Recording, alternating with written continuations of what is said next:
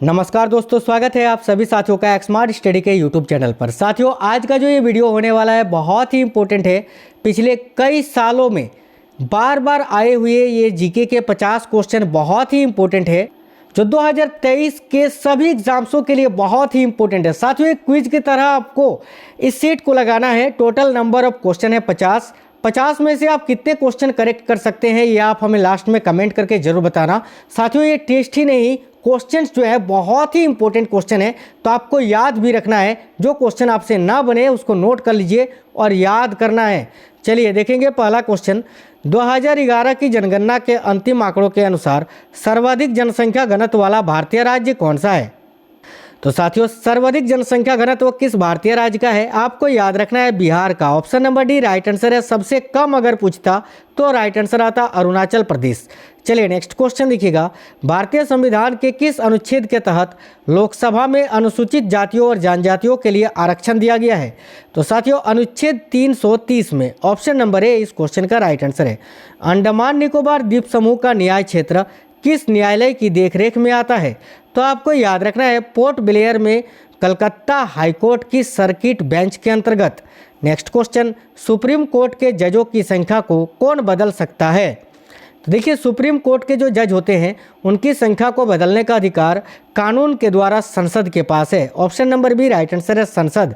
Next question, Delhi को NCT राष्ट्रीय राजधानी प्रदेश संविधान के किस संशोधन से बनाया गया था? आपको याद रखना है साथियों, 59वां संविधान संशोधन के तहत। लोकसभा की सर्वाधिक सीटें अनुसूचित जनजाति को किस प्रदेश में आरक्षित हैं? तो याद रखना है, लोकसभा की सर्वाधिक सीटें अनुसूचित जनजाति को किस प्रदेश में आरक्षित हैं? वेरी इंपॉर्टेंट क्वेश्चन है, मध्य प्रदेश में। Option number A right answer है साथियों, मध्य प्रदेश में। कुषाण प्रथम जो राष्ट्रकूट वंश का राजा था, उसने निम्नलिखित में से क्या बनवाया था? तो देखिए, कृष्ण प्रथम, माफ करना, कृष्ण प्रथम जो राष्ट्रकूट वंश का राजा था, उसने निम्नलिखित में से क्या बनवाया था? तो याद रखना है साथियों, वेरी इंपॉर्टेंट क्वेश्चन है, एलोरा के शिव मंदिर को। नेक्स्ट क्वेश्चन, वल्लभी काल किस काल को कहा जाता है? साथियों देखिएगा, वल्लभी काल जो है वो गुप्त काल को ही कहा जाता है। Option number A right answer है। भारत की रुई अन्य रुइयों से अधिक सफ़ेद है, यह विचार किसका था? तो आपको याद रखना है मेगास्थनीज का साथियों। Option number b right answer है। नेक्स्ट क्वेश्चन देखेंगे, कुषाणों ने किसके सिक्के चलवाए थे? तो देखिए, कुषाणों ने जो है साथियों सोने, चांदी और तांबे तीनों के ही सिक्के चलवाए थे। सर्वाधिक सिक्के किसके चलवाए थे? तो सोने के, ये आपको याद रखना है। देखिए, अभिधम्म में कथावत्थु के बारे में किसने लिखा है? तो देखिएगा, अभिधम्म में कथावत्थु के बारे में किसने लिखा है? तो याद रखना है मोगली पुत्र तीस ने। Option number c right answer है। देखिए, मोगली पुत्र तीस ये बौद्ध धर्म के भिक्षु और विद्वान थे। वह अशोक के आध्यात्मिक गुरु थे और अशोक के पुत्र महेंद्र के भी आध्यात्मिक गुरु थे। नेक्स्ट क्वेश्चन, किस यज्ञ में वैदिक काल में सूरा का प्रयोग किया जाता था? तो याद रखना है साथियों, सोत्रामणि यज्ञ में। ठीक है, सोत्रामणि यज्ञ जो होता था वैदिक काल में, उसमें सूरा का प्रयोग किया जाता था।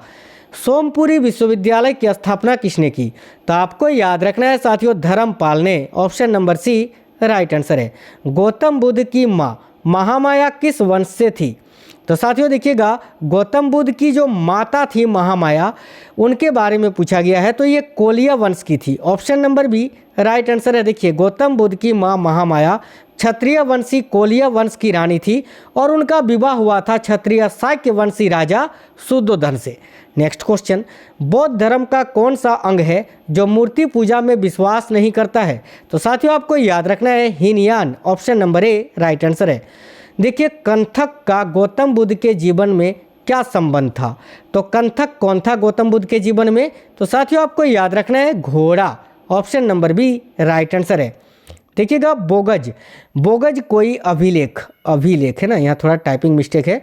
बोगज कोई अभिलेख कहाँ खोजा गया था? तो साथियों आपको याद रखना है, देखिएगा टर्की से। टर्की राइट आंसर है। Option number D. देखिएगा, अष्टांग संग्रह की रचना किसने की थी? तो अष्टांग संग्रह की रचना साथियों बाघभट्ट ने की थी। Option number b right answer है, बाघभट्ट। 8वीं सदी में त्रिकोणीय संघर्ष किसके बीच में हुआ था? देखिएगा, 8वीं सदी में त्रिकोणीय संघर्ष जो है साथियों चालुक्य, पल्लव और पांड्य शासकों के बीच में हुआ था। आपको याद रखना है। कोरोमंडल शब्द को निम्नलिखित में से किस राज्य के राज्य से लिया गया है? तो आपको याद रखना है साथियों, चोल राज्य के राज्य से। नेक्स्ट क्वेश्चन देखिए, उससे पहले आपको ये भी बता दें, कोरोमंडल शब्द चोल राज्य से संबंधित है। कोरोमंडल तट भारतीय प्रायद्वीप की दक्षिण पूर्वी तटरेखा को दिया गया नाम है। देखिएगा कौन सा कथन गलत है? तो साथियों कोई भी नहीं, क्योंकि यहाँ पर जो भी कथन है सब सत्य है। जैसे कि देखिएगा, पांड्य वंश की राजधानी मदुरई थी, बिल्कुल सही है। चेरों की राजधानी वंशी थी, ये भी सही है। और विदेह की राजधानी मिथिला थी, ये भी सही है। तो कोई भी गलत नहीं है, option number D right answer है। गुप्त राजाओं के बाद किन राजाओं ने गरुड़ को अपना राज्य चिन्ह बनाया था? तो वेरी इंपॉर्टेंट क्वेश्चन है, आपको याद रखना है, पल्लवों ने। Option number A right answer है। किस सातवाहन राजा ने सर्वप्रथम राजा के नाम के सिक्के जारी किए थे? तो साथियों याद रखना, सतकर्णी प्रथम ने। देखिएगा, योद्धयों का प्रमुख स्थान कहाँ था? तो साथियों योद्धयों का प्रमुख स्थान था Rohtak. Option number A right answer है, रोहतक में। आगे देखिए, किस राज्य के राजाओं ने सीरिया के साथ राजनीतिक संबंध बनाए थे? तो आपको याद रखना है साथियों, मौर्यों ने, मौर्य शासकों ने। नेक्स्ट क्वेश्चन, किस राज्य के राजा ने देवपुत्र की उपाधि को अपनाया था? राइट आंसर है साथियों, कुषाण वंश के शासकों ने, याद रखिएगा। नेक्स्ट क्वेश्चन, निर्भर पत्नी और बच्चों को बेसहारा छोड़ भिक्षु बनने के लिए सजा किसने निर्धारित की थी? वेरी इंपॉर्टेंट क्वेश्चन साथियों, याद रखना है, चाणक्य ने। Option number c Chanakya right answer है। 23वें जैन तीर्थकर किस स्थान से संबंधित थे? तो देखिएगा, 23वें जैन तीर्थकर पार्श्वनाथ थे साथियों। और पार्श्वनाथ कहाँ से थे? तो वाराणसी से। Option number b right answer है, वाराणसी। निम्नलिखित में से ऋग्वेद की शाखा कौन सी है?